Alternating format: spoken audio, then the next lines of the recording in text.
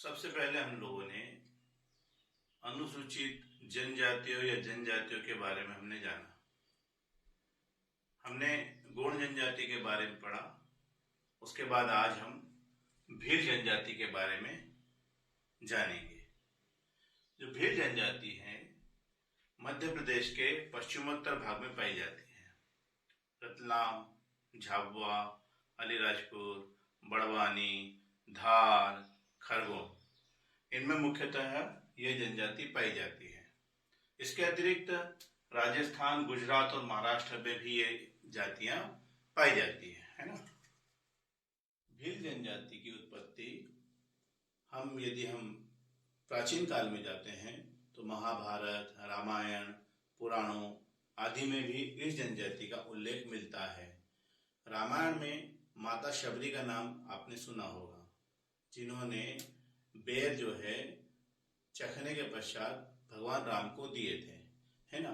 तो शबरी का जो जिक्र है, माता शबरी का जो जिक्र है वो किसमें है? रामायण में है। मतलब रामायण काल से ही इस जनजाति का अस्तित्व माना जाता है। इसके अतिरिक्त कथा सरित सागर है, उसमें गुंथप्पा थे। उन्होंने इस शब्द का सर्वप्रथम उपयोग किया है। किसमें?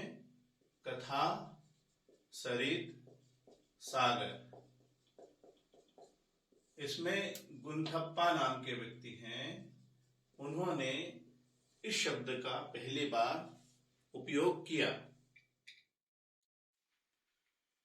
ऐसा माना जाता है कि जो वैदिक काल है, वैदिक काल में अनार्य जातियों में एक निषाद जाति होती थी, उसमें भील जाति को शामिल किया जाता है।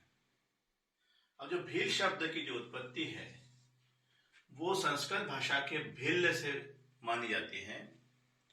इसके अतिरिक्त द्रविड़ भाषा के बील, जिसका अर्थ होता है धनुष, है ना, उससे भील शब्द बना है। और बील का अर्थ होता है धनुष। और जो भील जनजाति है तीर कमान चलाने में या धनुर्विद्या में पारंगत होती है।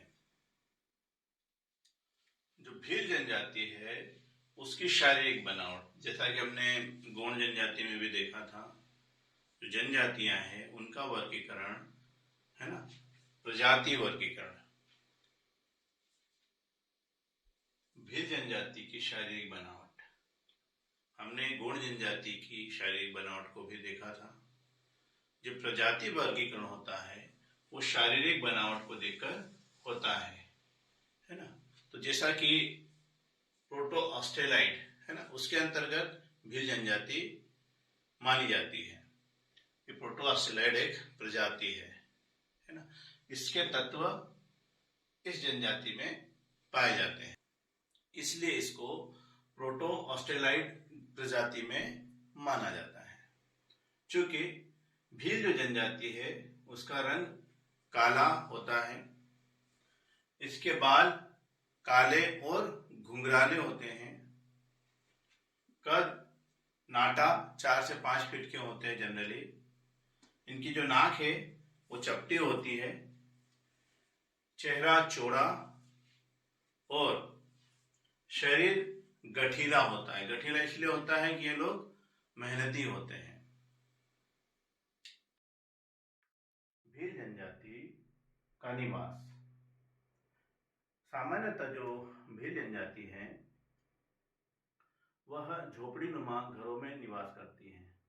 जो इनकी झोपड़ियां होती हैं वो बांस से है, खपरेल है, लकड़ी है, मिट्टी आदि से बनाई जाती है ना। फिर ये जो घर होते हैं, एक गांव होता है, गांव के जो सीमा होती है उसके अलग अलग एरिया में दूर दूर रहते हैं, है ना।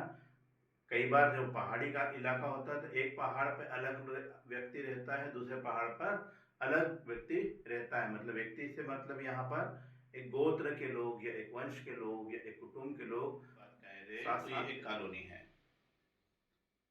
शहरों की बात करें तो ये एक कॉलोनी है ना, जिसका नाम अलग होता है। जैसे विजयनगर हो गया, भंवरकुआ हो गया, है ना, सुदामा नगर हो गया, पलासिया हो गया, ये क्या है? कॉलोनी है।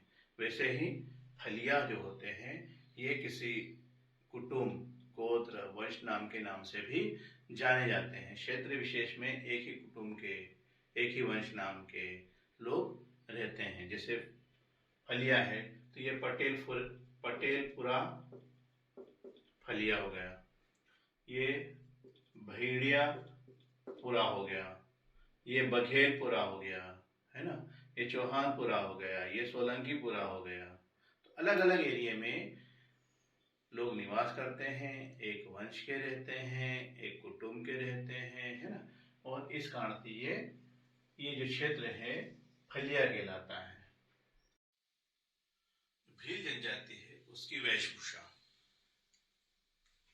परंपरागत जो तरीके से भील जनजाति की जो वेशभूषा है वो सिर पर साफा, ठीक है, वैसे, और लंगोटी लगाते हैं, फिर बंडी पहनते हैं, आभूषण प्रिय होते हैं, हाथों में कड़े चांदी के होते हैं, लोहे के होते हैं, है ना, गिलट बोलते हैं, चांदी टाइप का एक धातु है, उसके भी ये लोग जेवर पहनते हैं।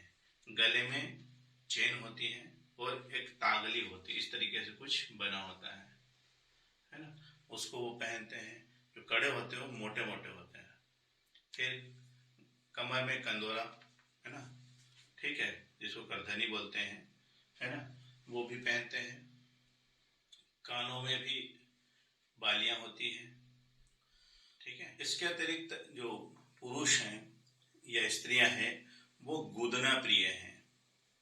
तो यदि हम मेंस लिखते हैं, पीएससी मेंस लिख रहे हैं, तो उसमें जो है भील जनजाति के बारे में यदि हम वेशभूषा लिखते हैं तो वेशभूषा के बाद हमको उनको लिखना है कि आभूषण प्रिय है और गुदना प्रिय है।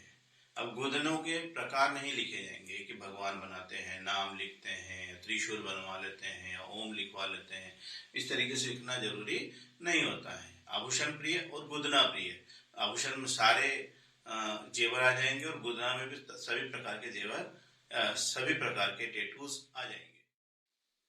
जो स्त्रियां होती हैं वो ओढ़नी पहनती है, सिर पर हल्का सा जो घूंघट कहते हैं उसको लगाती हैं और घेरदार लहंगा पहनती हैं, है।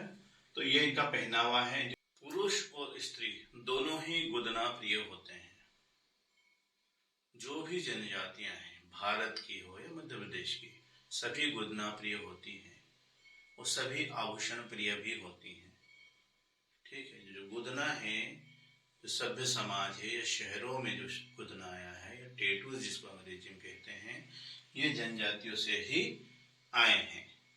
जनजातियां अपने हाथों पर अपना नाम, ईश्वर भगवान होते हैं, त्रिशूल हो गए, विभिन्न प्रकार के जो स्वस्तिक हो गया, अलग अलग तरीके से गुदना गुदवाते हैं, चेहरे पर भी, है ना, गले में भी, हाथों में भी, ठीक। इस तरीके से ये स्त्री और पुरुष दोनों ही गुदना किए हैं। और इनके पास कंघा और कांच ये दोनों भी मिल जाया करता है। इनके पास, स्त्री और पुरुष के पास। जो भील जनजाति है उसमें भी सामाजिक स्तरण पाया जाता है।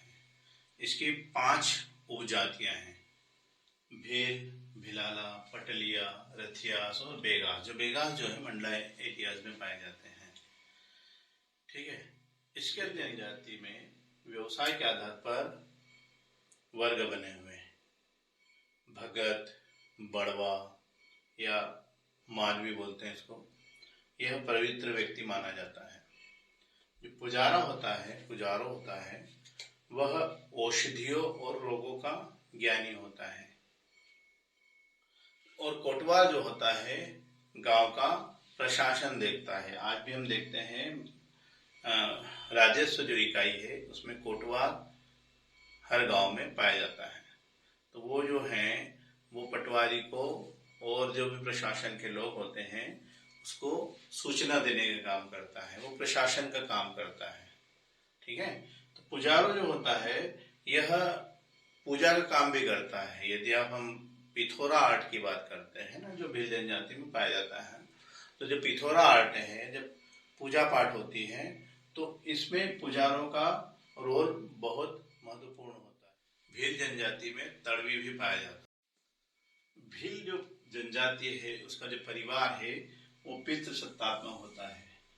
पितृ सत्तात्मक, जैसा कि बताया था मैंने, जो पिता से सत्ता जो है पुत्र को मिलती है, पुत्र से पुत्र को मिलती है ना। राजा का बेटा राजा बनेगा, जैसा कि राजतंत्र में होता था।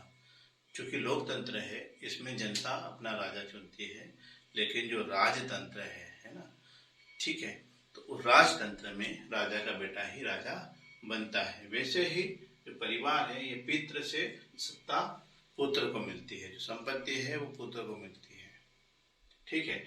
जो पुत्र की जो पुत्र वधु है या पत्नी है वो पिता के यहाँ आकर रहती है ना। यह क्या कहलाता है? पितृ स्थानीय, ठीक है।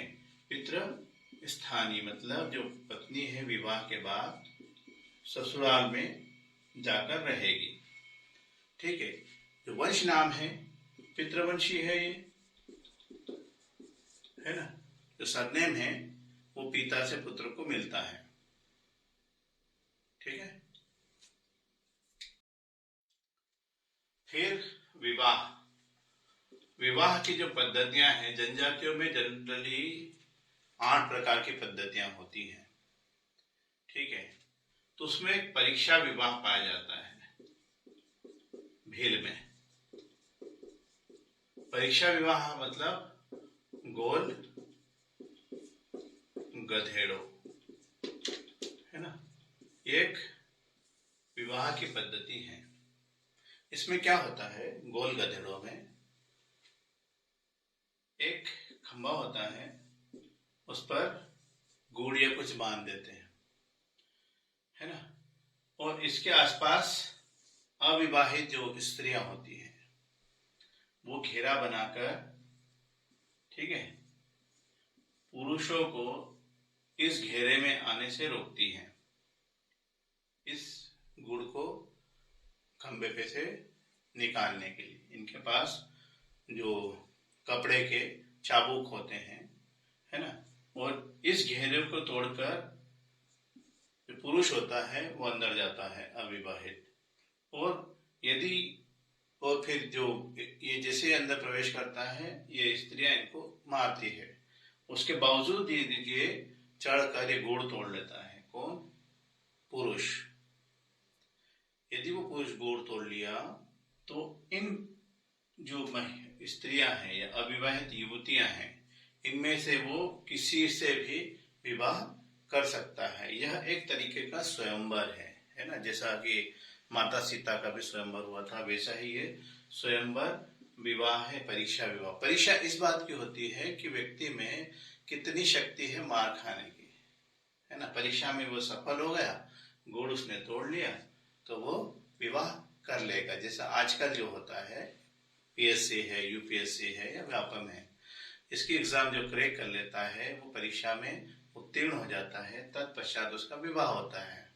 तो ये भी परीक्षा विवाह है, गोल गधेड़ो। ये कहाँ पाया जाता है? भील जनजाति में पाया जाता है। फिर एक दूसरा विवाह है सहमति।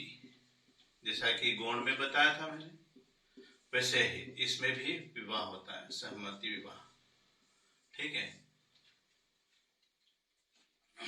किनकी मर्जी? युवक और युवती की, है ना। मियाँ बीबी राजी तो क्या करेगा काजी, है ना। इन दोनों में यदि सहमति हो गई तो ये पलायन कर जाते हैं, ठीक है, भाग जाते हैं और विवाह कर लेते हैं, ठीक है। फिर जब ये वापस आते हैं, क्योंकि इसमें वधु मूल्य का महत्व है, ठीक है। जब ये दोनों युवक युवती वापस आते हैं तो जो पुरुष है, वर जो पक्ष है, उसको वधु पक्ष को हर्जाना देना होता है, ठीक है। जो वधू मूल्य कहलाता है। भागने के बाद भी इनको दहेज देना पड़ता है ना। और इसमें एक बिचौलिया होता है,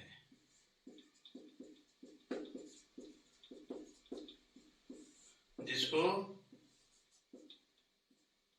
भान गड़िया कहते हैं। क्या कहते हैं? भान गड़िया। तो ये जो व्यक्ति होता है, ये वर पक्ष और वधू पक्ष, है ना, वर पक्ष और वधू पक्ष दोनों के बीच में बात करता है। तो ये अलग अलग स्थान पे बैठ जाते हैं। वर पक्ष यहाँ आके दूर बैठ गया, वधू पक्ष यहाँ पे है। जो भानगड़िया जो है पहले यहाँ से बात करेगा, इसके पास जाएगा, इनसे बात करेगा, फिर इनके पास जाएगा, जो इनकी शर्तें होंगी वो इनको बताएगा।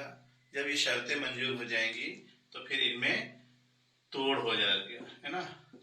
ठीक है, तोड़ जो आजकल बैंक भी करती है ना, कि आपने ब्याज नहीं भर पा रहे हो तो मूल ही भरवा लेती हैं।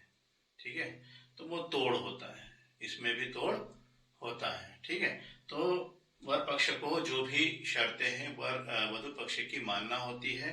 फिर इसके बदले में गेहूं देना होता है, गुड़ देना होता है, नकदी रकम देना होती है, जेवरात भी देने होते हैं कई बार। तो ये क्या कहलाता है? तोड़।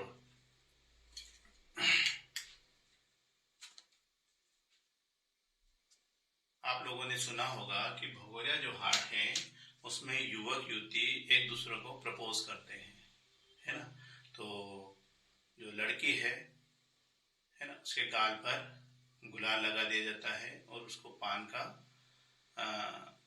बीड़ा जो होता है पान दिया जाता है ना। यदि वो खा लेती है तो वो ऐसा माना जाता है कि वो युवक के साथ विवाह करने के लिए सहमत है, उसका प्रपोजल स्वीकार कर लिया गया है। लेकिन ये आज नहीं होता, ये प्राचीन काल में होता रहा होगा, ऐसा मानते हैं, ऐसा कहा जाता है। वर्तमान में ये स्थितियां बिल्कुल भी नहीं है, है ना।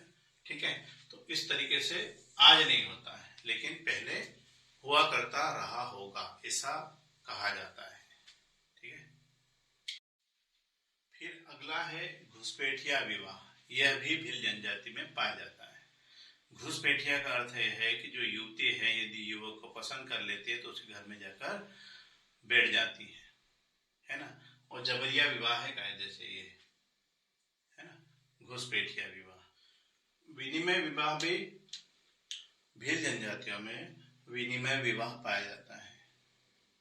एक परिवार के भाई बहनों का विवाह दूसरे परिवार के भाई बहनों से होता है ना। ठीक है, तो ये क्या हो गया? विनिमय विवाह, आटा साटा, है ना, इधर से बहन ले आए, इधर से बहन दे दी, है ना। ठीक है, ऐसा इसलिए भी होता है, ये जो विनिमय विवाह इसलिए भी होता है कि जो वधू मूल्य है वो बच जाता है। क्यों? क्योंकि ये बहन के बदले मिलने वाला जो वधू मूल्य था वो अब नहीं मिलेगा। जो भाई को देना होता था वो अब देना नहीं पड़ेगा, तो वधू मूल्य की बचत हो जाती है इस प्रकार के विवाह में। भील जनजाति, इनका आर्थिक जीवन, ये कृषि भी करते हैं। क्योंकि इनके पास कुछ भूमि होती है, लेकिन जो भूमि होती है वो उपजाऊ नहीं होती है। तो उपजाऊ नहीं होती है तो ये किस पर निर्भर है? बरसात पर। जब बारिश होती है तब ये खेती करते हैं। फिर ये मजदूरी भी करते हैं, कृषि मजदूर भी होते हैं, जिनके पास खेती नहीं होती वो मजदूरी करते हैं। फिर पशुपालक, ये बकरी है ना, इसके अलावा जो भी मुर्गी है, इस टाइप के पशु का पालन भी करते हैं। फिर ये शिकारी होते हैं, क्योंकि धनुर्विद्या में माहिर होते हैं तो शिकार भी ये लोग करते हैं। ठीक है, और इनका जो खान पान है ये शाकाहारी और मांसाहारी दोनों होते हैं। ठीक है, गौड़ भी शाकाहारी मांसाहारी होते हैं। मतलब जनजातियां जो होती है अधिकांशतः शाकाहारी और मांसाहार भी वो पसंद करते हैं। ठीक है, इसके अलावा ताड़ी का ये ताड़ी मतलब ताड़ का पेड़ होता है, काफी ऊंचा होता है, ठीक है। उस पर एक मटकी लगा देते हैं और ये जो है दिसंबर से लेके मई तक इसमें जो ताड़ है उसके रस निकल के आता है, उसको ये लोग पीते हैं, जिसको ताड़ी कहते हैं। रात में बांधते हैं, सुबह तक ये भर जाती है। जो सुबह की जो ताड़ी होती है वो स्वास्थ्यवर्धक होती है, ऐसा माना जाता है, ठीक है। इसका सेवन ये लोग करते हैं, ठीक। भील जनजाति आत्मावादी है, आत्मा में विश्वास करते हैं, प्रेतों अलौकिक शक्तियों में विश्वास करते हैं। इसके अतिरिक्त ये जादुई क्रियाएं करते हैं, तांत्रिक क्रियाएं करते हैं। एक बड़वा होता है जो यह काम करता है, जैसा कि हमने पढ़ा था, जो गोंड है, गोंड जनजाति में ओझा जो काम करता है वो यहाँ पर बड़वा करता है, ठीक है। ये जो है अलौकिक शक्तियों को अपने बस में करने का प्रयास करता है और उसके माध्यम से भूत और प्रेतों को भगाने का काम करता है, ठीक है। फिर ये देवी देवताओं को भी मानते हैं, महादेव है, राम है, हनुमान है ना, आदि जो देवता हैं उनको भी ये लोग मानते हैं। जो भील जनजाति है इनका जो सामान्य भोजन है मकई है, बाजरा है, ज्वार है आदि की ये रोटियां खाते हैं। उसके अलावा राबड़ी बोलते हैं, राबड़ी, ठीक है, इसका भी सेवन करते हैं, जो मकई की बनती है, ठीक है, उसको उबाल के इन लोग खाते हैं, ठीक है। इसके अलावा जो भील जनजाति के लोग हैं वो भीली बोली बोलते हैं, जैसे कि हमने कहा था कि इनकी एक भाषा होती है ना। अब जो भील है इनका नाम है, सामान्य नाम, यह नाम है। फिर ये विशेष भूभाग में रहते हैं, इनकी एक बोली है, इनकी संस्कृति है, जैसा कि भगोरिया हाट है जो होली के 7 दिन पहले से शुरू होता है। अलग अलग जहाँ पे हाट होते हैं, बाजार जो सामान्य दिनों में गिरता है, वहाँ पे उन दिनों में भगोरिया हाट लगता है। भगोरिया हाट के जो पहले का जो हाट कहलाता है, जैसे हम कहें कि आज सोमवार है, आज भगोरिया हाट लगने वाला है, ठीक है। इसके पहले का जो सोमवार होता है वो त्योहारिया हाट कहलाता है। कौन सा हाट? त्योहारिया हाट। मतलब इस हाट में, इस हाट की तैयारी के लिए लोग खरीदारी करते हैं, त्योहार के लिए जो तैयारी करते हैं, जिससे हम लोग दिवाली और होली इन पे आदि पे जो हम बाजार करते हैं, सामग्री लाते हैं, वैसे ही ये भगोरिया हाट के पहले की तैयारी करते हैं। तो वो हाट क्या कहलाता है? त्योहारिया हाट।